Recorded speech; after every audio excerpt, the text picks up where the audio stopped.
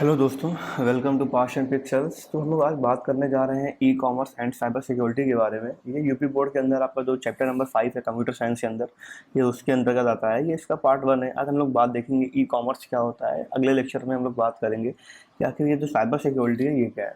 तो बिना टाइम को वेस्ट किए अपने लेक्चर को चलिए शुरू करते हैं। देखिए, जो पहला आपका ये पॉइंट आ रहा है, देखिए क्या लिखा है, ई कॉमर्स लिखा है। ई कॉमर्स और इलेक्ट्रॉनिक कॉमर्स, इसका फुल फॉर्म क्या होता है? Electronic commerce means buying and selling of goods, products और सर्विसेज ओवर द इंटरनेट। मतलब इंटरनेट पे क्या करना? बाइंग करना या सेलिंग करना, किसको? गुड्स को, प्रोडक्ट्स को या फिर सर्विसेज को, सेवाओं को। तो इस चीज़ को हम क्या कहते हैं? ई कॉमर्स कहते हैं। ठीक है, e commerce is also known as a electronic commerce और इंटरनेट कॉमर्स। जो ई कॉमर्स है इसको हम लोग इलेक्ट्रॉनिक कॉमर्स या फिर इंटरनेट कॉमर्स के नाम से भी जानते हैं। ठीक है, these services provide online over the internet work transaction, money funds and the data are also considered as a e commerce. जो ये सर्विसेज सारी हैं कहाँ प्रोवाइड की जाती हैं? ऑनलाइन प्रोवाइड की जाती हैं, या हम लोग कह लें इंटरनेट नेटवर्क पर प्रोवाइड की जाती हैं। जो ट्रांजेक्शन्स हैं इसके, मनी के, फंड्स के, डेटा के, ये सारे जो होते हैं सबको हम लोग कंसीडर करते हैं एज अ ई कॉमर्स। लिखा है these businesses transaction can be done in 4 वे। देखो, जो ई कॉमर्स है वो हमारे 4 तरीके से हो सकती है। पहला क्या लिखा है? बिजनेस टू बिजनेस, मतलब B2B। फिर लिखा है business to customer, B2C, customer to customer, C2C, या कस्टमर टू बिजनेस मतलब C2B।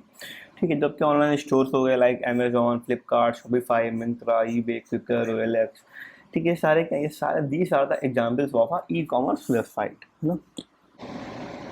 देखो, तो हम लोग बात करेंगे पहले B2B के बारे में कि आखिर जो ये बिजनेस टू बिजनेस मॉडल हमारा है ये क्या होता है। देखो, B2B मॉडल ठीक है, this is a business to business transaction here the companies are doing business with each other. क्या हो रहा है यहाँ पे? यहाँ पे जो कंपनियां हैं वो क्या कर रही हैं? वो आपस में ही बिजनेस कर रही हैं। बड़ी बड़ी कंपनीज हैं, क्या कर रही हैं? आपस में ही सामान ले दे रही हैं। The final consumer is not involve. जो फाइनल कंज्यूमर है हमारा वो इसमें इन्वॉल्व नहीं होता है। So the online transaction only involve the manufacture, wholesaler and the retailer. जो फाइनल ट्रांजेक्शन है वो कहाँ कहाँ हो रहा है? ऑनलाइन। वो जो ट्रांजेक्शन है ऑनलाइन हमारा वो खाली कहाँ हो रहा है? तो जो मैन्युफैक्चर है, होलसेलर्स हैं या जो रिटेलर्स हैं, इनके ही बीच में सारा काम हमारा चल रहा है। देखो, लिखा है तुम्हारा B2B। इसमें क्या है? रॉ मटेरियल है ना। किसी कोई बिजनेस है वो रॉ मटेरियल को बना रहा है और किसी कंपनी को दे रहा है रॉ मटेरियल फाइनल प्रोडक्ट के लिए। तो क्या हो गया? ये हमारा एग्जाम्पल हो गया B2B का। सेल सप्लाई चेन है ना, सब कंपनीज होंगी इसके अंदर, ट्रांजेक्शन होंगे इनके बीच में, मार्केट कैप्चर होगी यहाँ पे, बिजनेसेस होंगे, मार्केटिंग की जो भी स्ट्रेटजीज हैं यहाँ पे ये सारी चीज़ें करी जाती हैं। लेकिन जो पूरा तुम्हारा ये कॉन्सेप्ट इसके अंदर आता है तुम्हारा, ये आता है पूरा B2B के अंदर, है ना, बिजनेस टू बिजनेस के अंदर। फिर देखो क्या लिखा है B2C, मतलब बिजनेस टू कंज्यूमर। अब देखो इसमें क्या हो रहा है, लिखा है here the company will sell their goods and services directly to the consumer. क्या हो रहा है? जो कंपनी है, जो बिजनेस, वो क्या कर रहा है? वो अपने गुड्स को डायरेक्टली सेल कर रहा है, जिसको? कंज्यूमर को, है ना। जो मतलब मान लीजिए कोई कंपनी है वो कोई अपना प्रोडक्ट बना रही है, मान लीजिए नेस्कैफे है वो अपनी कॉफ़ी बना रही है, और क्या कर रही है? वो डायरेक्टली सेल कर रही है, जिसको? अपने कंज्यूमर को। ठीक है, the consumer can browse their website and look at products, pictures, read reviews ना। तो कंज्यूमर क्या कर सकता है? वो उस प्रोडक्ट की, मान लीजिए कोई मोबाइल है, आप उसकी वेबसाइट पर जाइए और वहाँ पे उसकी पिक्चर्स देख सकते हैं, आप प्रोडक्ट ऐसा है, या उसके जो भी रिव्यू हैं उनको भी आप रीड कर सकते हैं। और ऐसा करने के बाद आपको चीज़ पसंद आई, आपने क्या करा? वो चीज़ परचेज कर ली। तो यहाँ पे क्या हुआ? डायरेक्टली कंपनी ने क्या किया? आपको सेल करा सामान। ये आपका हो गया B2C, है ना। B2C मॉडल आपका हो गया। लिखा है they can place their order and company ships the goods directly to them. मतलब क्या करते हैं ये आप, देन दे उसको क्या, आप अपने ऑर्डर को प्लेस कर सकते हैं और जो कंपनी है वो शिप कर देगी आपके गुड्स को डायरेक्टली टू देम, आप तक, है ना। ठीक है, जो एग्जाम्पल्स हैं पॉपुलर इसके B2B B2C के, आपके कौन कौन से हैं? वो अमेजॉन हो गया, फ्लिपकार्ट, जेबोंग, इसके अलावा जितने भी आपके जो भी प्रोडक्ट्स हैं उनकी वेबसाइट हो गई लाइक apple.com या mi.in, जो भी कंपनियां हैं सारी उनकी वेबसाइट्स भी आपकी B2C मॉडल के अंदर ही आती है। फिर देखो क्या लिखा है यहाँ पे, कंज्यूमर टू कंज्यूमर मतलब C2C। अब जहाँ पे क्या है, इधर भी कंज्यूमर है उधर भी कंज्यूमर है, यहाँ पे कंज्यूमर है और ये किससे भी आपके कंज्यूमर से ही बिजनेस को कर रहा है ना। ये क्या होगा हमारा? ये हमारा एक C2C मॉडल यहाँ पे बन जाता है। देखो क्या लिखा है, consumer to consumer where the consumers are in direct contact with each other ना, नो कंपनी इन्वॉल्व। जहाँ पे कोई कंपनी का इन्वॉल्वेशन नहीं होता है। तो हो क्या रहा है यहाँ पे, जो कंज्यूमर है वो डायरेक्टली कंज्यूमर से कॉन्टैक्ट कर रहा है, डायरेक्टली कंज्यूमर को ले रहा है। तो उसको हम कहेंगे C2C मॉडल। देखो लिखा है, it help to people sell their personal goods. इससे यहाँ पे क्या होता है, जो लोग हैं वो अपना पर्सनल गुड्स भी सेल कर सकते हैं, अपने एसेट्स को सेल कर सकते हैं।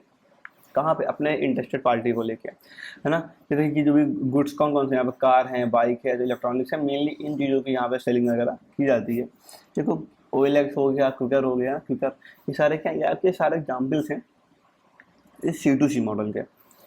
फिर देखो आगे लिखा है यहाँ पे C2B, कंज्यूमर टू बिजनेस। देखो यहाँ पे क्या होगा, लिखा है this is the reverse of B2C। अभी हमारा B2C, बिजनेस टू कंज्यूमर, यहाँ पे क्या है, कंज्यूमर टू बिजनेस। कुछ चीज़ है क्या, डायरेक्टली कंज्यूमर जो है वो अपना सामान किसी बिजनेस को सेल कर रहा है। तो ये आपका मॉडल होता है, जिसके क्या होता है, ये आपका C2B के अंदर आता है। लिखा है so the consumer provide a good. तो कंज्यूमर क्या प्रोवाइड करेगा, एक कोई सामान प्रोवाइड करेगा और सम सर्विसेज, या फिर कोई सर्विसेज प्रोवाइड करेगा, किसको, पूरा कंपनी को। Say for example an IT influencer, एक जो IT फ्रीलांसर है, जो क्या कर रहा है, वो demos and sell his software to a company. जो क्या कर रहा है, सेल कर रहा है इसको, Deimos and sell his software, अपना सॉफ्टवेयर किसी कंपनी को, किसी IT कंपनी को सेल कर रहा है। क्या हो, ये आपका जो ट्रांजेक्शन है, ये आपका एक C2B के अंदर आ जाएगा, है ना। फायदे क्या हैं, देखो यहाँ पे लिखे गए हैं, फ्लेक्सिबिलिटी है, हायर अर्निंग पोटेंशियल होता है, wider reach, variety of work, independence, ये सारे आपके C2B मॉडल के बेनिफिट्स वगैरह हो गए। फिर देखो क्या लिखा है यहाँ पे, एडवांटेजेस ऑफ ई कॉमर्स। देखो आखिर फायदा क्या है ई कॉमर्स यूज करने का, लिखा है, देखो फायदा क्या लिखा है, point, e commerce provide the sellers with the global reach. E commerce में क्या करता है, वो प्रोवाइड करता है सेलर्स को एक बहुत बड़ी रीच, ग्लोबल रीच, है ना। मतलब आप अपने सामान को ग्लोबली सेल कर सकते हैं। ऐसे क्या है, आप मान लीजिए अगर नॉर्मली सेल कर रहे हैं बिना इंटरनेट का यूज़ के, तो आप अगल बगल या मोहल्ले में या बहुत ज़्यादा बहुत ज़्यादा आप अपने शहर में बेच पाएंगे। लेकिन अभी क्या हो रहा है यहाँ पे, जो भी ई कॉमर्स के थ्रू क्या कर रहे हैं हम लोग, एक बहुत ब्रॉड रीच को, बहुत ब्रॉड कंज्यूमर को हम लोग पहुंच पा रहे हैं वहाँ तक। लेकिन देखो, they remove the barrier of a place, है ना। ये क्या करता है, ई कॉमर्स जो है वो प्लेस के बैरियर को रिमूव कर देता है। मतलब यहाँ पे ज्योग्राफी जो भी है, आप किसी भी एरिया में, किसी भी सेक्टर में अपने अपने गुड्स को सेल कर सकते हैं। लिखा है now sellers and buyers can meet in a virtual world. यहाँ पे क्या होता है, जो सेलर्स हैं और जो हमारे बायर्स हैं, कहाँ मिलते हैं, ये आपके वर्चुअल वर्ल्ड में मिलेंगे, over the hindrance of a location, बिना किसी भी बैरियर, किसी लोकेशन के, है ना। ऐसा नहीं है कि कोई चीज़ बहुत दूर है तो हम कुछ सामान नहीं मंगा पा रहे हैं। अगर आप, हमारे पास इंटरनेट है, तो हम क्या, कोई भी चीज़ हमें अमेरिका से मंगानी है, कहीं से भी मंगानी हो, तो हम तुरंत मंगा सकते हैं। देखिए देखो, e commerce will sustainably lower the transaction cost. इससे क्या होता है, जो ट्रांजेक्शन कॉस्ट आपकी है वो क्या हो जाती है, कम हो जाती है। It eliminates many fixed cost maintaining on brick mortar और shop. This allows to the company जो enjoy a much higher margin of a profit. इसमें क्या होता है कि जो भी बीच की चीज़ें हैं ना, जैसे कि आपकी यहाँ पे कई सारे ब्रिक्स होते हैं ना, कई सारी चीज़ें हैं, जैसे बीच में आपका सेलर होगा, डिस्ट्रीब्यूटर रहता है, कई सारी चीज़ें रहती हैं। तो कंपनी जो है वो उसको उसको क्या होता है, उसको इन चीज़ों से नहीं गुजरना पड़ता है। डायरेक्टली कंज्यूमर ने क्या किया, कस्टमर ने क्या किया, उन तक उनसे कॉन्टैक्ट किया, और कंपनी ने डायरेक्टली अपना सारा सामान कस्टमर को सेल कर दिया उसी प्राइस पे जिसके उसको पहले पड़ता था। तो इससे क्या हुआ, जो कंपनी थी उसका जो बेनिफिट है वो क्या हो जाएगा, वो हमारा इंक्रीज हो जाएगा, कंपनी का बेनिफिट। लिखा है it provides a quick delivery of goods. इससे क्या होता है, जो डिलीवरी है गुड्स की वो जल्दी हो जाती है, with a very little effort और a part of the customer, है ना। बहुत ही कस्टमर को बहुत ही कम एफर्ट देना पड़ेगा यहाँ पे, और क्या करना पड़ेगा, बहुत ही सरल तरीके से जो उसका सामान है उस तक जल्दी पहुँच जाता है। यह कस्टमर कंप्लेंट्स और ऑल्सो एड्रेस क्विकली। जो कस्टमर की कंप्लेंट्स हैं उनको भी क्या जल्दी से सॉल्व करने का काम यहाँ पे हो जाता है। It also save time. इससे क्या होता है, जो टाइम है वो भी हमारा सेव हो जाता है। लिखा है energy and efforts for both the consumers and the company, है ना। इससे क्या होता है, जो एनर्जी है और जो एफर्ट है वो क्या, दोनों कंज्यूमर के लिए भी और कंपनी के लिए भी बच जाते हैं। देखो अगला, देखो देखो कुछ इसके डिसएडवांटेज भी है ना। ऐसा नहीं है कि हर चीज़ के फ़ायदे ही फ़ायदे होते हैं। हमेशा लिखा है, वो आपने सुना होगा कि every coin has two faces, है ना। आप लोग अपने आंसर में लिख सकते हैं कि every coin has two faces. हर एक सिक्के के दो पहलू होते हैं। फिर क्या लिखा है, the startup cost of the e commerce portal are very high, है ना। जो आपके ई कॉमर्स पोर्टल है उनकी जो स्टार्टअप की कॉस्ट होती है, उनको जो बनाने का खर्चा आता है वो बहुत ज़्यादा आता है। लिखा है this the setup of the hardware and the software, the training cost of the employee, the constant maintenance and the upkeep of all quite expensive. जो आपका सारा मेंटेनेंस वगैरह है, आपके यहाँ जो भी लोग एम्प्लॉय काम कर रहे हैं उनको ट्रेनिंग देना, ये सब क्या होता है, ये सब बहुत कठिन कभी कभी पड़ जाता है। फिर देखो लिखा है although it may seems like a sure thing the e commerce industry have a high risk of failure. इसमें क्या है, देखो बहुत ज़्यादा रिस्क है इसका, फेलियर का। Many companies riding the .com wave in the 2000s have failed miserably. The higher risk of a failure remains even today. ना कई कंपनी ने क्या किया उस टाइम में, .com की एक वेव आ गई कि हर एक कंपनी अपना जो भी डोमेन नेम है वो .com लेना चाह रही थी। उससे क्या हुआ, कई सारे फेल्योर्स हमें देखने को मिलते हैं यहाँ पे। देखा at time e commerce can feel impersonal, और कभी कभी क्या होता है कि जो ई कॉमर्स है वो क्या एक इम्पर्सनल फील होता है। So it lack the warmth of an interpersonal relationship which is important for many brands and products. क्या होता है, इससे कई सारे जो ब्रांड्स हैं और जो कई सारे प्रोडक्ट्स हैं उनमें है ना लिखा है, so it lacks with the warmth of an interpersonal relationship. यहाँ पे एक इंटरपर्सनल की कमी हो जाती है, ठीक है, कई सारे ब्रांड्स के बीच में और प्रोडक्ट्स के बीच में। देखो लिखा है the lack of a personal touch can be disadvantage for many type of services and product like interior designing और ज्वेलरी बिजनेस, है ना। जब क्या होगा, जब जो पर्सनल टच है हमारा उसकी कमी होगी तो क्या होगा, कई सारे डिसएडवांटेज आएंगे। कहाँ पे, कुछ सर्विसेज जैसे क्या होगा, इंटीरियर डिजाइनिंग है, ठीक। अब जो यूज़र है वो अपने, जो कस्टमर है वो अपने जो भी आपका बिजनेस जो भी सर्विस प्रोवाइडर है उससे वो पर्सनल टच नहीं कर पाता है, उससे वो कॉन्टैक्ट नहीं कर पाता है। तो कुछ बिजनेसेस ऐसे हैं जैसे कि आपका इंटीरियर डिजाइनिंग या फिर ज्वेलरी बिजनेस, इनमें क्या होता है, इनमें कहीं ना कहीं डिसएडवांटेज देखने को मिलता है ई कॉमर्स का। देखो लिखा है other great advantage of convenience it offers, it the customer can shop 24/7, the website function at the time it does not have working like a shop. देखो ये आपका एक एडवांटेज के अंदर आएगा, ये गलती से डिसएडवांटेज में दे दिया गया है ना, ये आपका एक एडवांटेज है। देखो एडवांटेज क्या है कि जो भी जैसे कि जो भी बाकी शॉप्स होती हैं वो 24/7 नहीं खुली रहती है, लेकिन ई कॉमर्स यहाँ से आप 24 घंटे में कभी भी शॉपिंग कर सकते हैं। देखो लिखा है e commerce also allow the customer and businesses can be touched to directly without any intermediate. This also quick communication, इससे क्या होता है, जो क्विक कम्युनिकेशन है और जो ट्रांजेक्शन है ये भी आपका एक बिल यहाँ पे हो जाता है, जो कि हमारे टाइम को सेव करता है ना। ये भी आपका एक एडवांटेज के अंदर आ जाएगा, है ना। वो गलती से इसमें यहाँ पे डिसएडवांटेज के अंदर आ गया, ये भी आपका एक एडवांटेज है, ठीक है। ये आपके डिसएडवांटेज को दिए गए हैं ना, डिसएडवांटेज हैं ये, लाइव लिख देता हूँ यहाँ पे। ये आपके जो है ये आपके डिसएडवांटेज है।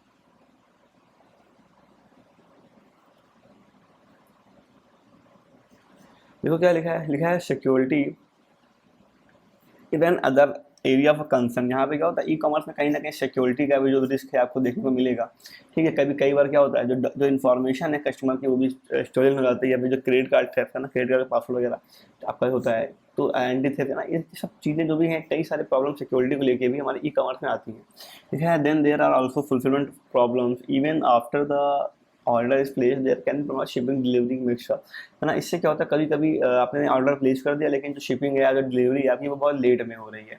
तो इससे क्या होता है, कभी कभी जो कस्टमर है वो अनहैप्पी रहता है या फिर अनसेटिस्फाइड डिससेटिस्फाइड भी हो जाता है। तो ये भी एक हमारा क्या हो जाएगा, डिसएडवांटेज हो जाएगा ई कॉमर्स का। देखो हम बात करेंगे जिसकी ई पेमेंट सिस्टम की, है ना। आप लोग आज कई सारे तरीके यूज़ करते हैं पेमेंट सिस्टम के, लाइक गूगल पे, फ़ोन पे वगैरह वगैरह। तो ये सारे जो सिस्टम है आखिर आखिर काम कैसे करता है, ये सब जो चीज़ें हैं सारी आती हैं ई पेमेंट सिस्टम के अंदर। देखो लिखा है e commerce site use electronic payment system. जो ई कॉमर्स साइट है वो एक ई पेमेंट सिस्टम को यूज़ करती हैं, जहाँ पे क्या होता है, refers to a paperless monetary transaction. यहाँ पे क्या होता है, जो ट्रांजेक्शन है वो कैसा होता है, वो पेपरलेस होता है, कोई पेपर की नीड नहीं होती है, ठीक है। ई पेमेंट ने क्या किया है, रेवोल्यूशनाइज कर दिया है business processing bye reduce the paper work, transaction cost and labour cost, है ना।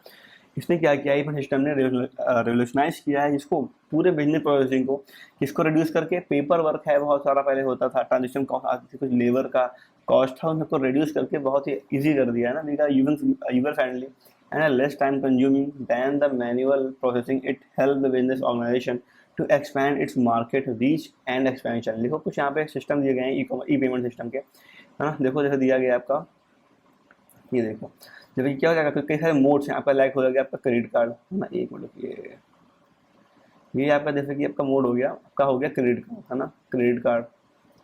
इसके थ्रू आप ऑनलाइन पेमेंट कर सकते हैं ना, क्रेडिट कार्ड। आपका हो गया डेबिट कार्ड, है ना, ये भी आपका एक ई पेमेंट सिस्टम के अंतर्गत आ जाता है। इसके अलावा आपके कई सारे ऐप हो गए, है ना, लाइक गूगल पे या फ़ोन पे, है ना। फ़ोन पे आप यूज़ करेंगे, यहाँ पे आप मान लीजिए पेटीएम आप यूज़ करते हैं, है ना, पेटीएम। इसके अलावा कई सारे चीज़ें हैं ना, या फिर आपका होता है एक ई बैंकिंग होती है, ई बैंकिंग आपने ले रखी है आपने उसकी, ठीक है। इसके अलावा कई सारे आपके एग्जाम्पल्स हैं इसके इलेक्ट्रॉनिक पेमेंट सिस्टम के। देखो अब हम लोग बात करते हैं इसकी, अब हम लोग बात करेंगे यहाँ पे ई गवर्नेंस की। आखिर ई गवर्नेंस क्या होती है? देखो अभी हम पढ़ा ई कॉमर्स, हम लोग बात करेंगे ई गवर्नेंस की।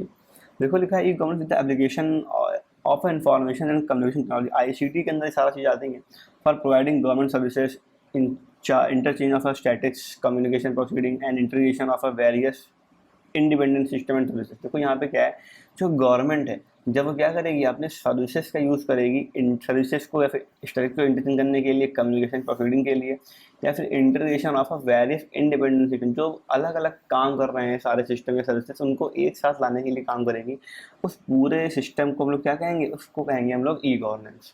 देखो लिखा है e governance is the best utilization of information and communication technologies to mutate and upgrade the coherence, productivity, efficiency, transparency and liability of a informational and transactional interchange with the government। मतलब क्या government के साथ interchange करना, किसके साथ?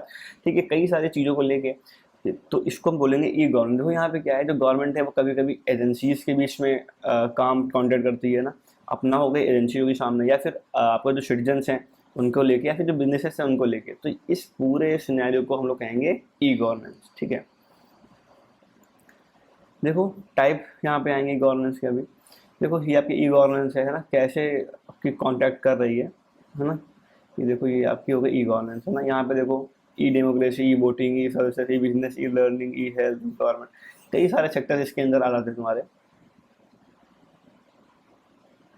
देखो है ना, आपका यूनेस्को ने भी क्या किया, यूनेस्को ने भी बढ़ावा दिया है कि इसको पब्लिक सेक्टर में जो ई गवर्नेंस है उसका यूज़ ज़्यादा से ज़्यादा हो, इंक्रीज हो, ताकि जो लोग हैं उनको फ़ायदा हो। तो कुछ एलिमेंट्स हैं यहाँ पे, क्या गवर्नमेंट हो गए, सिटीजन्स हो गए और जो इन्वेस्टर्स हैं, ये आपके तीन मेन एलिमेंट्स होते हैं इसके ई गवर्नेंस के। देखो टाइप दिया है यहाँ पे G2C है ना, G2G, G2B और G2B, government to citizen, government to government, government to business और गवर्नमेंट टू एम्प्लॉय। तो देखिए हम लोग बात करेंगे अब G2C सेशन के बारे में कि आखिर ये गवर्नमेंट टू सिटीजन जो सिस्टम है ये आखिर में क्या होता है ना। देखो क्या लिखा है इसमें, देखो लिखा है interaction between the government and the citizens ना। ये क्या है, ये आपका जो G2C सिस्टम है ये क्या है, इंट्रैक्शन होता है किसके बीच में, जो हमारी गवर्नमेंट है और जो हमारे कौन है, कंज्यूमर्स हैं या कस्टमर कह लो, उनके बीच का एक सिस्टम हमारा होता है। लिखा है this enables citizens to benefit from the efficient delivery of a large range of public services. Government की जो भी स्कीम्स हैं, जो भी उसकी सर्विसेज हैं, जो वो गवर्नमेंट लॉन्च करती है, उसको वो डायरेक्टली क्या हो, डायरेक्टली वो कैसे सिटीजन तक पहुँचे है ना, कैसे वो सिटीजन तक डायरेक्टली पहुँचे, इसको हम लोग रिकग्नाइज करते हैं G2C सिस्टम के माध्यम से। ठीक है, expand the accessibility and the availability of the government services and also improve the quality of the services. ये क्या करता है, ये जो भी गवर्नमेंट की सर्विसेज हैं उनको ईजिली क्या करता है, एक्सेसिबल बनाता है और अवेलेबल बनाता है, किसके लिए, जो भी हमारे सिटीजन्स हैं, हम लोग कह लें जो भी हमारे क्या हैं, सिटीजन्स हैं है ना, जो भी हमारे सिटीजन्स हैं उनके लिए क्या बनाता है, ये इजी बनाता है। And also improve the quality of the service, और क्या करता है, जो भी क्वालिटी है सर्विस की उसको भी इम्प्रूव करता है। सपोज करो मान लो आपको आधार कार्ड बनवाना है, अगर अभी आपको कई सारे काम ऐसे होते हैं जैसे कि फ़ोटो वगैरह है, तो आपको उनके लिए आधार कार्ड की ऑफिस में या फिर जो भी आपका पोस्ट ऑफिस है वहाँ आपको जाना पड़ता है, कराना पड़ता है, तो काफ़ी टिपिकल काम है। लेकिन अगर सोचो ऐसा होता कि सपोज करो कि हम लोग को अगर आधार कार्ड स्कैन करा अपना बनवाना है, हमने बस क्या किया, अपने मोबाइल खोला ऐप तुरंत, और हमें जो भी फोटो चेंज करनी है, जो भी कुछ चेंज करना है वो हमने तुरंत अपने फ़ोन पर कर लिया, तो कितना ये काम हमारा इजी हो जाता। ऐसे देखेंगे हम लोग आजकल कई सारे काम हैं ऐसे जो हम लोग क्या आजकल मोबाइल पे बहुत इजीली गवर्नमेंट के सारे काम, फॉर्म भरना है, कुछ भी करना है। पहले था आप फॉर्म भरते थे नेवी का या एयरफोर्स का, तो उसके बाद आप पहले फॉर्म भरो ऑनलाइन, फिर जो भी प्रिंट आउट आएगा उसको आप डाक के थ्रू उनके सेंटर तक भेजो। आजकल क्या है, लेकिन आजकल सारी जो भी सुविधाएं या सेवाएं हैं वो क्या वो डायरेक्टली सब कुछ ऑनलाइन हो गई हैं, इंटरनेट के थ्रू क्या आजकल बहुत इजी चीज़ें हो गई हैं। तो हम लोग इसको कहेंगे G2C के अंदर ये काफ़ी बेनिफिशियल चीज़ है जो कि ये G2C के अंदर होती है। देखो फिर लिखा है the primary aim is to make the government citizen friendly. इसका जो प्राइमरी एम है वो क्या है, वो यही है कि गवर्नमेंट को क्या बना, सिटीजन फ्रेंडली को, गवर्नमेंट जो है वो एक सिटीजन फ्रेंडली गवर्नमेंट की तरह निकल के है। तो कुछ एग्जाम्पल दी जैसे कि आपकी ज्ञानदूत योजना मध्य प्रदेश के अंदर, ई मित्र प्रोजेक्ट चल रहा है राजस्थान के अंदर है ना, या फिर जो आपका revenue administration through the computerised energy race है ना, कहाँ पे, बिहार के अंदर। जैसे कई सारे आपको एग्जाम्पल G2C मॉडल के देखने को मिलते हैं। फिर देखो क्या लिखा है G2B, गवर्नमेंट टू बिजनेस। लिखा है it enables the business community to interact with the government by the using e governance tools. इसमें क्या होता है, जो बिजनेस कम्युनिटी है गवर्नमेंट उससे इंटरेक्ट करती है ठीक है, किसके थ्रू? ई गवर्नेंस टूल के थ्रू। लिखा है the objective is to cut the red tapism which will save the time and reduce the operational cost. ये क्या करता है आपका जो ये रेड टैपिज्म है इसको ये रिड्यूस कर देता है, ठीक है, कट कर देता है कह लीजिए आप। इससे क्या होता है हमारा जो टाइम है वो क्या होता है वो बच जाता है, और जो भी कॉस्ट आती है ऑपरेशन में वो भी क्या होती है कम हो जाती है। This will also create a more transparent business environment when dealing with the government. इससे क्या होता है एक ज़्यादा ट्रांसपेरेंट बिजनेस हमारा सिस्टम बन जाता है जब भी हम लोग क्या करते हैं गवर्नमेंट के साथ डील करते हैं। Because the G2B initiative help in services such as licensing, procurement, permits and revenue collection, है ना। क्या करता है जो भी आपका G2B मॉडल है ये क्या करता है, ये आपके जो भी आपके जैसे कि आप देखेंगे लाइसेंसिंग, किसी चीज़ कोई आपका फंड हो रहा है, आपका हमारे कोई काम चलने वाला है उसके लिए लाइसेंस प्रोवाइड करना है, या कोई भी रिक्वायरमेंट करनी है, परमिट किसी को देनी है, फिर रेवेन्यू कलेक्शन काम करना है बिजनेस के थ्रू। तो इन सब कामों के लिए जो गवर्नमेंट है वो G2B मॉडल का यूज़ करती है, ठीक है। फिर देखो लिखा है ऑनलाइन स्टार्टअप। अगर कोई आपका स्टार्टअप है ना जैसे कि, तो उसको आपको रजिस्टर करना लाइक MSME वगैरह, तो इन सब में क्या ये जो सारे आपके एग्जाम्पल सारे ये आपके G2B के हैं। बेसिकली MSME है ये प्रेजेंट टाइम में मोस्ट बिगेस्ट हम लोग पे बड़ा आपका एग्जाम्पल निकल के आता है जिसका हमारे G2B मॉडल का। फिर देखो आगे लिखा है G2G, ठीक है, enable the seamless interaction between the various government entities. क्या करता है ये सीमलेस इंटरेक्शन बनाता है किसके बीच में, कई सारी गवर्नमेंट एंटिटीज के बीच में, ठीक है। This kind of interaction can be between various department and agencies with in the government और बिटवीन द टू गवर्नमेंट। देखो कि अब क्या हो रहा है यहाँ पे, कोई भी एक गवर्नमेंट है या फिर कोई दो गवर्नमेंट के बीच में जो इंटरेक्शन फॉर्म होगा, ठीक है, वो क्या कहलाएगा हमारा, वो हमारा कहलाएगा G2G, है ना, G2G कहलाएगा। वो लाएगा यूनियन, एक मान लीजिए इसमें यूनियन है, सेंटर है, या सॉरी यूनियन है, या फिर मान लीजिए कोई हाँ सेंटर हमारी पावर है, जो सेंट्रल गवर्नमेंट हमारी होती है वो यूनियन गवर्नमेंट है, या फिर मान लीजिए हमारे कोई स्टेट गवर्नमेंट है ना, जैसे कि आपका यूपी हो गया या आपका MP वगैरह हो गया, तो ये सारे आप कह जाएंगे स्टेट गवर्नमेंट के अंदर में, ठीक है। ठीक है, the primary aim is to increase the efficiency, performance and output. इसका जो प्राइमरी एम है वो क्या होता है, जो भी हमारी एफिशिएंसी है, परफॉर्मेंस है, आउटपुट सारा क्या हो, सारा ये हमारा इंक्रीज हो। जैसे कि देखो आपकी स्मार्ट गवर्नमेंट है ना, खजाने प्रोजेक्ट आपको कहाँ पे चला, कर्नाटक में चला, ये आपके कुछ एग्जाम्पल्स हैं आपके G2G मॉडल के, है ना। फिर देखो लिखा है G2E, government to employ. Government to employ, कैसे गवर्नमेंट अपने एम्प्लॉय से कॉन्टेक्ट करेगी। देखो लिखा है different of interaction is between the government and its employ. Government के बीच में और उसके जो भी एम्प्लॉय हैं उनके बीच का जो भी ये कॉन्ट्रैक्शन होगा, जो भी इंटरेक्शन होगा, उसको हम कहेंगे G2E माध्यम। देखो लिखा है ICT tool help in making these interaction. जो ICT के टूल हैं वो हेल्प करते हैं इंटरेक्शन को करने के लिए फास्ट और एफिशिएंट वे में। एंड जब the increase the satisfaction level of a employ, क्या करते हैं ये जो सेटिस्फैक्शन लेवल है किसका, एम्प्लॉयज का, इसको भी इंक्रीज करते हैं। ठीक है, it aims to bring employees together and improvise the knowledge sharing. इससे क्या होता है जो भी एम्प्लॉय हैं वो क्या होते हैं, वो साथ में काम करते हैं और एम्प्रोवाइज नॉलेज शेयरिंग, और क्या होता है उनकी जो भी नॉलेज है वो क्या होती है एक दूसरे से शेयर होती रहती है। It provide the online facility to the employ. क्या होता है कई सारी ऑनलाइन फैसिलिटीज भी एम्प्लॉय को इसमें प्रोवाइड की जाती हैं। जैसे देखो लिखा है अप्लाइंग फॉर लीव, कोई लीव लेनी है तो ऑनलाइन डाल दिया, receiving salary payment and record and checking the balance of the holiday. क्या हॉलीडे का बैलेंस वगैरह बचा है, कितनी छुट्टियां बची हैं हमारी, ये सारी जो भी सेवाएं आपकी हैं ये सारी इसके अंदर आती हैं, ये सारी आपकी आती हैं G2E मॉडल के अंदर। देखो आपका ई मित्रा हो गया, ई सेवा हो गया, है ना, CET कम्युनिटी टेस्ट वगैरह, तो ये सब चीज़ें होती हैं, क्या होती है सारी हमारी G2E के अंदर आ जाती हैं। फिर देखो उसके बाद लिखा है क्या क्या एडवांटेजेस होते हैं ई गवर्नेंस के ना, आखिर क्या फायदे हैं ई गवर्नेंस को लाने के। तो पहला लिखा है improve the delivery of government services. जो गवर्नमेंट की सर्विसेज जहाँ पहले घंटों में सरकारी ऑफिस के बारे के बाहर लाइन लगाना पड़ता था, अब क्या हुआ है ऐसा कुछ सब चीज़ें सारी खत्म हो गई, हर चीज़ ऑनलाइन है, आप घर बैठे गवर्नमेंट की किसी भी सर्विस का लाभ उठा सकते हैं। फिर लिखा है improve the government interaction with the business and the industry. जो भी गवर्नमेंट है उसका इंटरेक्शन बिजनेस के को लेके और जो इंडस्ट्री से लेके क्या करना, इन दोनों का जो इंटरेक्शन आपका निकल के आ रहा है, फिर क्या करना, इसको इंप्रूव करना या फिर राइज करना।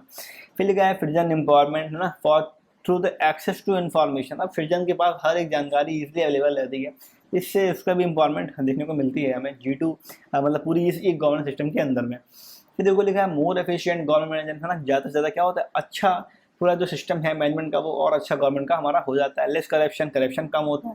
इंक्रीज द ट्रांसपेरेंसी जो है, पारदर्शिता जो है वो क्या होती है इंक्रीज हो जाती है।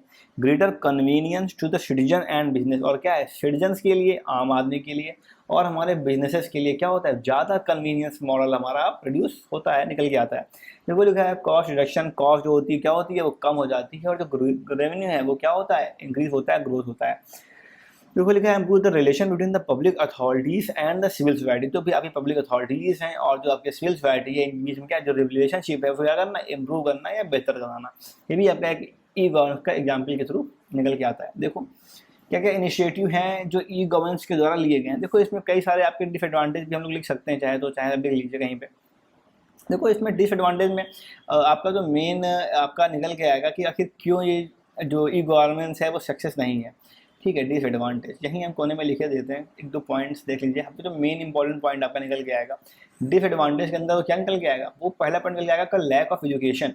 आखिर में क्या है, इंडिया के अंदर एजुकेशन है ना। अभी इंडिया में क्या चल रहा है, अभी इंडिया का जो सीन पूरा है उसमें क्या है, उसमें जो एजुकेशन है, जो पढ़ाई का माहौल चल रहा है वो क्या है, वो बहुत कम है। इंडिया के अंदर अभी सभी लोग ऐसे नहीं हैं जिनके पास क्या हो, जिनके पास नॉलेज हो, जिनको पढ़ना लिखना आता हो, या फिर अभी भी हम लोग देखें तो कई सारे भी रिकॉर्ड्स रिसेंटली आए थे, मुझे करेक्टली याद नहीं है, लेकिन अभी भी क्या है, अभी भी मोस्ट ऑफ पीपल लगभग लगभग हम लोग कह लें कि 60% से ज़्यादा ऐसे लोग हैं जो क्या, हु डोंट नो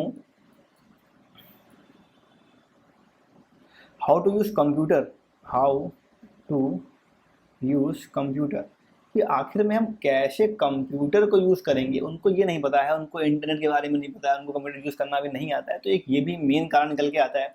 और सेकंड जो इसका मेन डिफरेंस निकल है वो क्या निकल के आएगा कि इट्स कंप्लीटली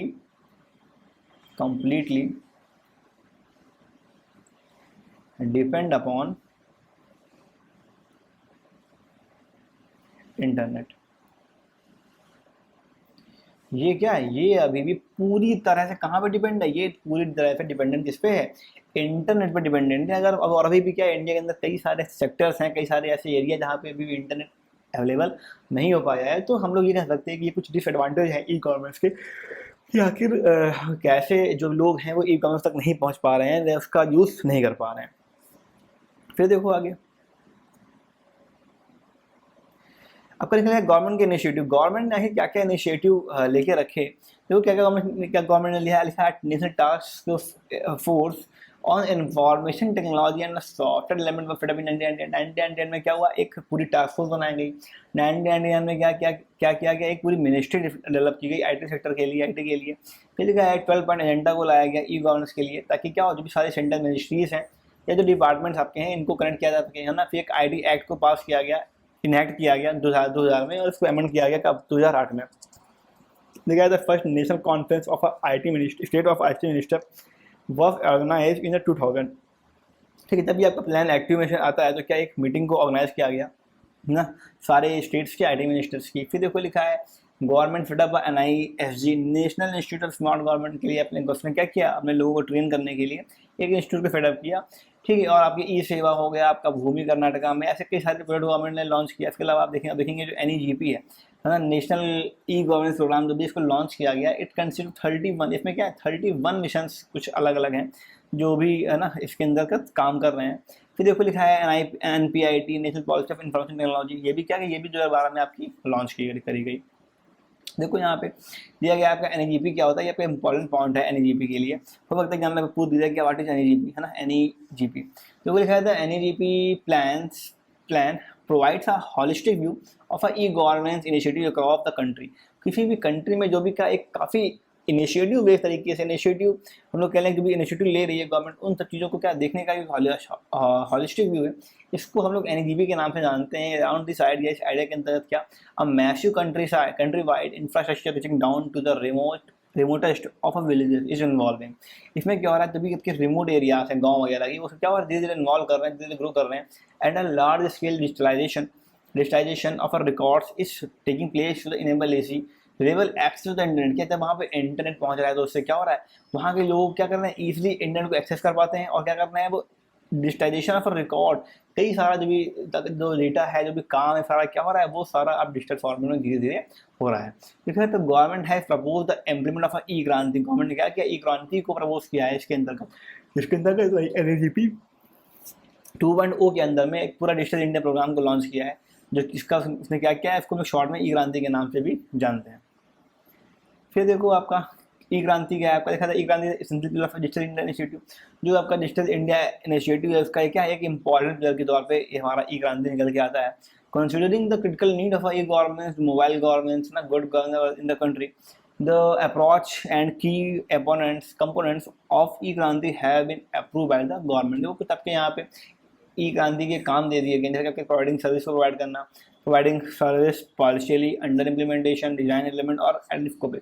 पूरा आपका ये सिनेरियो यहाँ पे दिया गया है, कौन कौन चीज़ें हैं जो भी अंडर स्कोपिंग है, तो क्या जहाँ यहाँ पे धीरे धीरे काम चल रहा है, क्योंकि जहाँ पे डिजाइन पूरा हो गया है ना, जहाँ यहाँ पे वहाँ जो भी आपके येलो वाले जो दिख रहे हैं आपको, क्या सारे जो भी हैं वो भी अंडर इम्प्लीमेंटेशन के अंदर, जैसे आपका पुलिस हो गया, इसमें काम चल रहा है ना आपका देखो क्या लिखा है। इसके अलावा देखो आप जैसे कि पीएलओ में तो कोई नहीं है, देखो क्या सर्विसेज ना, नेशनल आईडी कार्ड ना, persons, central excise, CSC, gateway, सारे क्या ये सारे जो ग्रीन रोड ट्रांसपोर्ट, इन सब में क्या, इन सब में जो सर्विसेज हैं वो ऑलरेडी क्या करें, वो ऑलरेडी अभी भी प्रोवाइड करी जा रही है ना। कहाँ कहीं पे क्या, कहीं कहीं पे पार्शली लैंड रिकॉर्ड्स में पार्शली सर्विस प्रोवाइड की जाती हैं ना, कॉमन टैक्स, म्यूनसिपालिटीज, एग्रीकल्चर और ई डिस्ट्रिक्ट वगैरह में क्या है, इन सब में जो पार्शली सर्विसेज हैं उनको प्रोवाइड अभी भी किया जा रहा है। फिर देखो लिखा है आपका मिशन मेड मोड प्रोजेक्ट है ना, इसके अंतर्गत क्या है आपके लगभग 31 मिशन को चुना गया है, कुछ इसमें सेंट्रल मिशन हैं, कुछ स्टेट में, कुछ आपके दोनों इंटीग्रेटेड है ना। यहाँ पूरी देखो आपकी लिस्ट यहाँ पे दी गई है, इनको आप देखिएगा एक बार। वैसे तो एग्जाम में इनसे क्वेश्चन नहीं बनेगा, बट एक बार आप देख लीजिएगा तो नॉलेज को बढ़ाने के लिए, ताकि हम जान जाएं कि कौन कौन से ऐसे मिशन हैं जो भी इस समय ई गवर्नेंस के अंतर्गत काम कर रहे हैं। फिर देखो आपकी जो नेशनल गवर्नेंस की ई गवर्नेंस की जो भी आपकी नेशनल कॉन्फ्रेंस होती है, उसके अंदर क्या क्या बातें की जाती हैं। देखो 2020 में जो इसकी थीम थी वो क्या थी, देयर वर द 6 थीम, कि 6 थीम आपकी निकल के आती हैं इस कॉन्फ्रेंस से। देखो लिखा है इसलिए प्लेटफॉर्म को क्या करना, डिजिटलाइज करना और इकोनॉमी को डिजिटल करना, सर्विस डिलीवरी को इम्प्रूव करना है ना, building the budget trust, transparency, security and privacy. Trust को, ट्रांसपेरेंसी को, सिक्योरिटी को, प्राइवेसी को क्या करना है, इनको इंक्रीज करना है, इनकी एक जो भी डिजिटल ट्रस्ट है इसको बिल्डअप करना। फिर डिजिटल पेमेंट्स ना को इनको बढ़ावा देना है, पेमेंट वगैरह को लेके। फिर देखो उसके अलावा कई आपकी स्किलिंग है, कैपेबिलिटी है ना, आपका सर्विस डिलीवरी असेसमेंट, ये सब कई सारी आपकी यहाँ पे जो भी पॉइंट्स रखे गए उनके बारे में यहाँ पे दिया गया है। उसके बाद आपका ये चैप्टर यहाँ से क्लोज हो जाता है।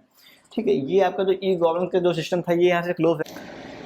तो जो हम लोग बात करेंगे इसमें नेक्स्ट लेक्चर में हम लोग बात करेंगे साइबर सिक्योरिटी के बारे में। Cyber security most important lecture रहेगा आपका, और आप ये यकीन के साथ मान चलिए कि आपका इससे एक क्वेश्चन पक्का बनना है ना, किससे, साइबर सिक्योरिटी से, साइबर सिक्योरिटी। ठीक है, तो होपफुली आपको ये लेक्चर पसंद आया होगा। इसको जो भी बच्चे आपके जीबी बोर्ड के हैं उनके साथ आप इसको शेयर करिए, और अगर आपका वीडियो को पसंद आया हो तो इसको लाइक करिए है ना, और चैनल को सब्सक्राइब भी जरूर करिए। हम लोग आगे भी ऐसे कई सारे इंटरेस्टिंग फैक्ट्स के वीडियो या फिर जो भी नॉलेजेबल की वीडियो हैं वो हम आपके